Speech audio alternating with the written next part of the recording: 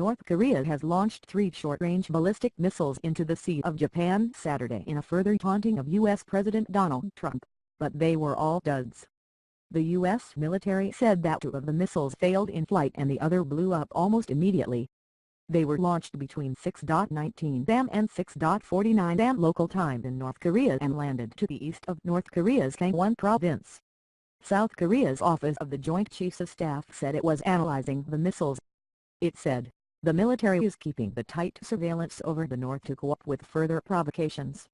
It comes as a South Korea joint military exercise is underway and as Category 4 Hurricane Harvey moves towards Texas. South Koreans, living under constant threat of attack from their belligerent northern neighbors, had to wake up to the launch at 6:49 am local time. 2 of the missiles landed off the east coast of South Korea's Kangwon province after flying 155 miles in a northeasterly direction. A spokesman for U.S. Pacific Command said none of the missiles, which it said were launched near arirang, had posed a threat to either North America or the U.S. Pacific territory of Guam. The first and third missiles failed in flight. The second missile launch appears to have blown up almost immediately, said the spokesman, Commander Dave Bentham, adding that the launches happened over a span of 30 minutes. The news was immediately reported to President Moon Jae-in. Japan's NHK broadcast said the projectile did not appear to be objects that could threaten Japan's safety. Yoshihide Suga, the Japanese government's top spokesman, told reporters in Tokyo Saturday morning, "We confirmed that no ballistic missiles have fallen onto our country's territory or EEZ exclusive economic zone. We confirmed there was no direct impact on our country's security. Our Prime Minister told us to remain on high alert and do our best to respond to any situations in order to protect our people's lives and property." The launch is the first by the North since it test-fired a missile on July 28 that could have been designed to reach 6,200 miles, putting parts of the U.S. mainland within reach.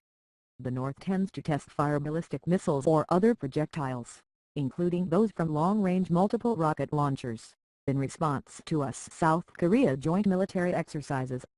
Tens of thousands of South Korean and U.S. troops are taking part in the Ulchi Freedom Guardian joint military drills, a largely computer-simulated exercise that runs for 2 weeks in the South. The Stalinist autocracy of North Korea has conducted 2 nuclear tests and dozens of missile tests since the beginning of last year, defying world powers and raising fears of a devastating conflict breaking out in East Asia. On Wednesday, Kim ordered the production of more rocket engines and missile warheads during a visit to a chemical institute of the Academy of Defense Science, an agency that he fostered to develop its ballistic missile program. Diagrams and what appeared to be missile parts shown in photographs published in the North state media suggested Pyongyang was pressing ahead with building a longer-range ballistic missile that could potentially reach any part of the U.S. mainland. It is also believed to be developing a solid-fuel missile that could be used for submarine launches. North Korea's state media earlier on Saturday said that leader Kim Jong-un inspected a special forces training session that simulated attacks on South Korean islands along the country's western sea border in what appeared to be a response to the ongoing South Korea War Games. Kim reportedly told his troops that they should think of mercilessly wiping out the enemy with arms only and occupying Seoul at one go and the southern half of Korea. The latest taunts from Kim come while Trump deals with matters closer to home as he prepared for Hurricane Harvey to hit Texas. Trump departed the White House for Camp David on Friday afternoon. He responded when asked what message he had for the people of Texas. "Good luck to everybody.